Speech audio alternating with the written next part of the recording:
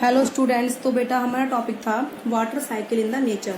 ठीक है, नेचर में किस तरीके से वाटर साइकिल बनती है, क्योंकि हम सब प्रोसेस समझ चुके हैं कि वाटर कैसे एवोपरेट होता है, कि हम किस तरीके से जो वाटर है वो सन की हीट लेके एवोपरेट होता है रेस्पिरेशन के थ्रू और ट्रांसपिरेशन के थ्रू एंड एवोपरेशन के थ्रू। फिर वो किस तरीके से क्लाउड्स में चेंज होता है, फिर क्लाउड से दोबारा रेन में कन्वर्ट होता है, रेन से फिर किस में कन्वर्ट होके रेन से आने के बाद वो ओशंस में दोबारा चला जाता है। तो उसी के थ्रू हम समझते हैं water cycle in the nature. The continuous circulation of the water, ठीक है, कंटिन्यूस सर्कुलेशन मतलब घुमाव पानी का, of water from the earth surface to the atmosphere and from atmosphere to the earth, मतलब अर्थ से एटमोसफेयर में जाना और एटमोसफेयर से अर्थ में दोबारा वापस आना। इसको हम क्या बोलते हैं? Water cycle. क्या बोलते हैं बेटा हम इसको? वाटर साइकिल नेचर में। ठीक है, तो अब ये हमें दिखाई हुई है कि किस तरीके से वाटर साइकिल बनी हुई है इस डायग्राम में। ठीक है बेटा, तो देखो ये इस तरीके से, ये जो ओशियंस है, ठीक है, जो कि सैलाइन वाटर मतलब कैसा है, नमक का पानी है। ओशियंस में हमें बता चुके हैं कि आपको कैसा वाटर होता है, सैलाइन वाटर होता है। ठीक है, आपको आई होप दिख रहा होगा अच्छे से वीडियो में। तो उसके बाद और ये जो है कुछ पानी लेक्स में है, पॉन्ड्स में है, और ये जो है नदियों में है। ठीक है, अब क्या होता है बेटा, देखो यहाँ पर जो ओशंस में पानी है और लेक में और ये पॉन्ड में, ठीक है, तालाबों में, तो ये पानी एवोपरेट होता है, किस में कन्वर्ट हो गया? वाटर वेपर्स में। किससे? सन की हीट की मदद से। ऐसे ही पेड़ पौधों से ट्रांसपिरेशन के थ्रू वाटर किस में कन्वर्ट हो गया? वेपर्स में। अब वो क्लाउड्स बन गए हैं by the condensation of water vapour. Water vapours का क्या हुआ है बेटा? कंडेंसेशन हुआ है, तो वो किस में बदल गए? क्लाउड्स मतलब बादलों में। फिर उनकी कूलिंग हो गई है, कूलिंग होने के बाद किस में कन्वर्ट हो गए? रेन क्लाउड में। किस में हो गए बेटे? वो रेन में, मतलब बारिश में नीचे गिर गए। और सॉरी, और जो ज्यादा कूल हुए हैं वो किस में कन्वर्ट हो गए? स्नोफॉल के उसमें, मतलब बर्फ के उसमें नीचे फॉल हो गए। ठीक है, अब ये जो है स्नोफॉल हो गया यहाँ पर, और यहाँ पर क्या हुआ है? वाटर का फॉल हुआ है रेन की फॉर्म में है। तो ये रेन वाटर हो गया। अब जो स्नो है वो धीरे धीरे मेल्ट होके किस में चली गई? मेल्ट होके वाटर में बदल गई। तो ये बरसात का पानी और ये किसका पानी है बेटा? स्नो का पानी जो मेल्ट हुआ है। ठीक है, दोनों मिलके किस में चले गए? ये रिवर, ये क्या है? नदी है। ठीक है, तो रिवर जो जिसमें क्या है? रेन वाटर फ्रेश होता है, और जो स्नो होती है वो मेल्टिंग होती है, तब वो वाटर भी कैसा फ्रेश होता है। तो ये फ्रेश पानी धीरे धीरे धीरे नदियों के थ्रू किस में चला गया बेटा? नदियों के थ्रू ये चला गया, दोबारा ओशन में मिल गया।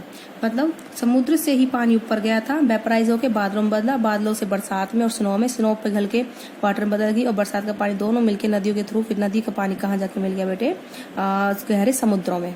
बोलिए, बात समझ में आई आपको? तो ये आपको मैं अंडरलाइन कर देती हूँ। वाटर साइकिल जो है नेचर में can be described as the follow. कैसे डिस्क्राइब कर रखा है? देखो, number first, heat from the sun evaporate water from the river. Heat जो सन से आ रही है वो क्या कर रही है? पानी को एवोपरेट कर रही है, लेक से, पॉन्ड से, ओशन से, and soil to form water vapour. अब ये वाटर वेपर किस में चले गए? हमारे एयर में चले गए। ठीक है, तो प्लांट एंड ट्री, जो प्लांट्स और पौधे हैं वो एब्जॉर्ब करते हैं किसको? पानी को फ्रॉम द सॉइल, सॉइल से कर दिया उन रूट के थ्रू। फिर प्लांट ने और ट्रीज ने वाटर लॉस कर दिया वेपर्स की फॉर्म में by the process of transpiration. Transpiration में क्या होता है? पौधों के पत्तों से पानी किस में कन्वर्ट हो जाता है? उनके छेद में से, उनके पोर्स में से पानी किस में कन्वर्ट हो जाता है बेटा? वेपर्स में। ठीक है, अब उसके बाद air containing water vapour is heated by the sun. अब जो एयर है जिसमें वाटर वेपर्स है वो किससे हीट होती है? सन से वो गर्म हो जाती है। ठीक है, हीटेड बाय द सन। तो हॉट एयर बीइंग लाइटर, तो गर्म हवा क्या होती है? हल्की होती है, तो वो ऊपर आसमान में ऊपर उड़ जाती है। तो वहां पर जो जैसे ऊपर जाती है तो टेम्परेचर कम होता चला जाता है, तो ठंडा हो जाता है वहां पे। तो मतलब वहां पर क्या होती है? ठंड होती है, मतलब टेम्परेचर क्या होता है? कम होता है हाई एल्टीट्यूड पे।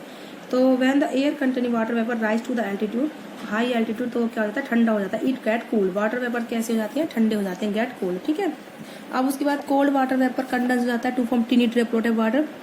जो ये कोल्ड वाटर वेपर्स हैं ठंडे हो गए, कूलिंग हो, किस में कन्वर्ट हो गए? टिनी ड्रॉपलेट्स में। किस में कन्वर्ट हो गया बेटा? वो टिनी ड्रॉपलेट्स की फॉर्म में।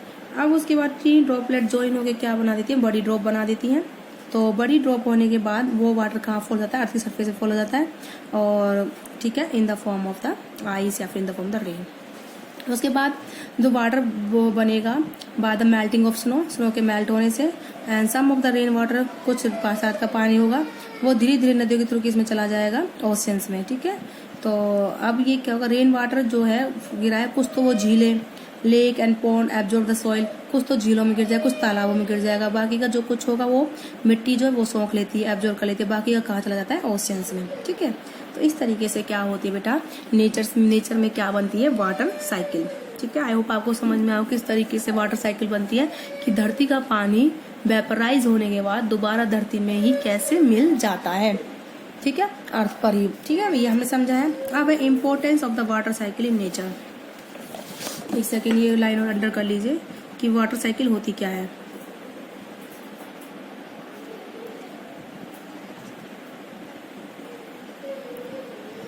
ठीक है, ये हो गया वाटर साइकिल का। अब इसके बाद हम जो पढ़ते हैं importance of the water cycle in the nature. जो वाटर साइकिल है उसकी क्या इम्पोर्टेंस है नेचर में। ठीक है, तो नंबर फर्स्ट है बेटा आपका importance of water cycle in nature. Number first है water cycle make fresh water available in the form of rain. जो वाटर की साइकिल है वो क्या करती है बेटा, फ्रेश वाटर अवेलेबल करवाती है। किसकी फॉर्म में, बरसात की फॉर्म में फ्रेश वाटर को अवेलेबल करवाती है। तो सी वाटर इज हाईली साल्ट, जो समुद्र का पानी होता है वो बहुत ज़्यादा नमकीन होता है, नमक का होता है, which is not for drinking, वो पीने के लिए ठीक नहीं होता, ना तो एनिमल्स के लिए ना ही पौधों की ग्रोथ के लिए। ठीक है, बट जो रेन वाटर होता है, जो सी वाटर से क्या होता है, वेपराइज होने के बाद बनता है और बाय कंडेंसेशन के थ्रू, तो वो प्योर होता है। ठीक है, तो ये क्या होता है, ये इजीली यूटिलाइज कर लिया जाता है प्लांट से और किससे बेटा, एनिमल से। तो ये एक मेन इंपॉर्टेंट यूज है जिसकी वजह से हम जिंदा हैं। ठीक है, हम मीठा पानी पी पाते हैं, फ्रेश वाटर। बोलिए, बात समझ में आ गई।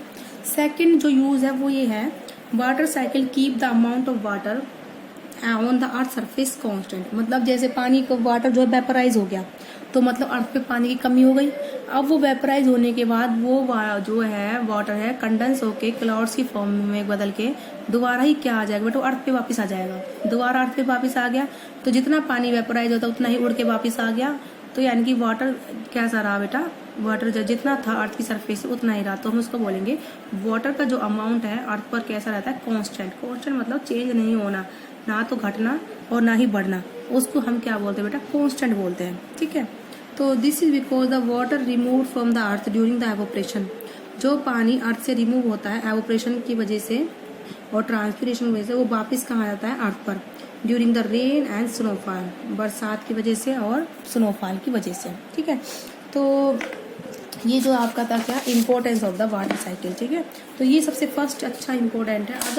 अगर ये जो समुद्र का पानी हम यूज में लें, मतलब हमें बरसात का पानी ना मिले, तो हमें पीने का अच्छा पानी, मीठा पानी, साफ पानी नदियों का नहीं मिल पाता, क्योंकि नदियों में पानी कहाँ से आता है, जो गिरता है वो बरसात का ही होता है। ठीक है बेटा, नदियों में खुद से कोई पानी नहीं होता, वो बरसात का ही आता है।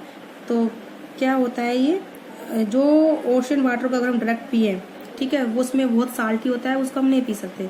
तो जब वाटर जब वेपराइज होता है तो उसमें से खाली पानी पानी ही वेपराइज होता है, नमक नहीं होता। तो नमक तो ओशंस में ही रह जाता है एज इट इज। ठीक है, और वेपराइज होने के बाद जो पानी होता है उसमें नमक नहीं होता, वो धरती पर जो गिरता है वो अनसाल्ट वाटर होता है, मतलब फ्रेश वाटर होता है जिसमें कोई साल्ट का मिक्सचर नहीं होता। इसलिए वो पानी बरसात से गिर के नदियों में मिल जाता है, नदियों से पानी हम पीने के लिए यूज में ले लेते हैं, कुओं में मिल जाता है, उसको भी हम यूज में ले लेते हैं। ठीक है, तो इस तरीके से हमें मीठा पानी मिलता है पीने को।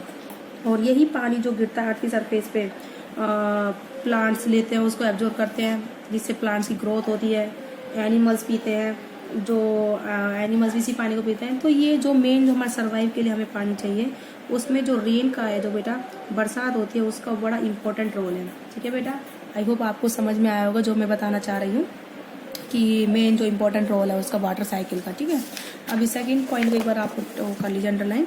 Water cycle keep the amount of water on the earth surface constant. जो अर्थ की सरफेस पर जो पानी का लेवल है, वाटर साइकिल उसको क्या रखती है, कांस्टेंट, क्योंकि ड्यूरिंग द एवोपरेशन वो धरती पे से पानी हट जाता है और ट्रांसपिरेशन के थ्रू एंड दोबारा ही धरती पर वो वापस आ जाता है बरसात और स्नोफॉल से। तो आज की वीडियो में बेटा इतना ही, वाटर साइकिल कैसे बनती है और इसकी इम्पोर्टेंस क्या है। आई होप आपको समझ में आया होगा अच्छे से। तो इसके बाद हम आपको नेक्स्ट वीडियो में कराएंगे what if it rains heavily. मतलब अगर कई बार बारिश बहुत ज़्यादा हो जाती है, बहुत ज़्यादा आ जाती है, तो क्या होता है अगर भारी बरसात आती है, तो उसके हम जो बाढ़ वगैरह के चांसेस होते हैं, क्या क्या कैसे बनते हैं, उसके बारे में हम बताएंगे बेटा आपको नेक्स्ट वीडियो में। आज की वीडियो में इतना ही। अब आपका सिर्फ ये जो 14 नंबर का चैप्टर ही कंप्लीट होने वाला है, 2 टॉपिक्स रह रहे हैं, उसके बाद फिर आपका नेक्स्ट चैप्टर स्टार्ट होगा। आप इसको कंटिन्यूसली पढ़ते रहें साथ के साथ, जिससे कि आपको अच्छा समझ में आए।